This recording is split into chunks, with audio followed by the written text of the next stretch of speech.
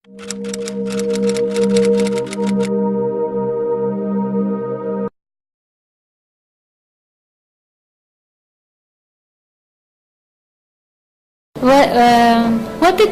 is the World Jewish Congress? World Jewish Congress is the umbrella organization that represents all the Jewish communities worldwide. There are more than 100 Jewish communities in more than 100 countries, and the heads of the communities are part of our board, and we represent the communities, and the communities represent us in the countries where Jews live. And you are the CEO. So what is it to manage the whole world Jewry? I'm very new in this job. Before I came to World Jewish Congress, I was the CEO of World Org, which is also a very big international organization. Yes, with more than 60 countries. So, but now what we are doing now in this position, we're representing the Jewish communities on the political level.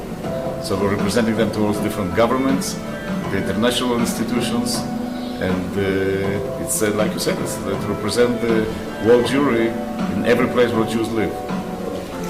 And what is your work in Israel? In Israel, we have one of our offices. We have many offices in different parts of the world.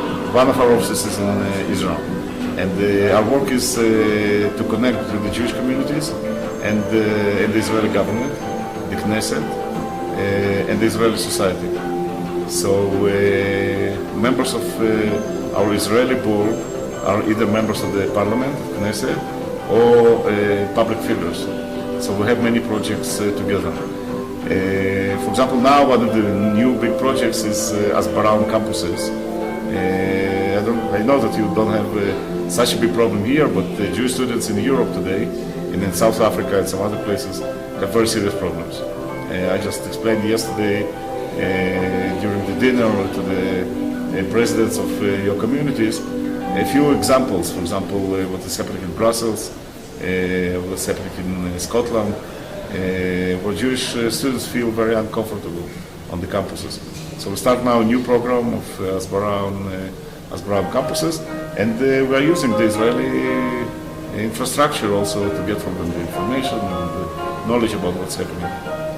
You spoke about Bulgaria, Greece, but what are the other red flags in the world now?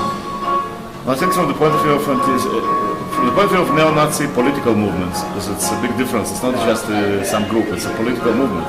It's political parties who are legitimately represented in the parliament of these countries, and are growing.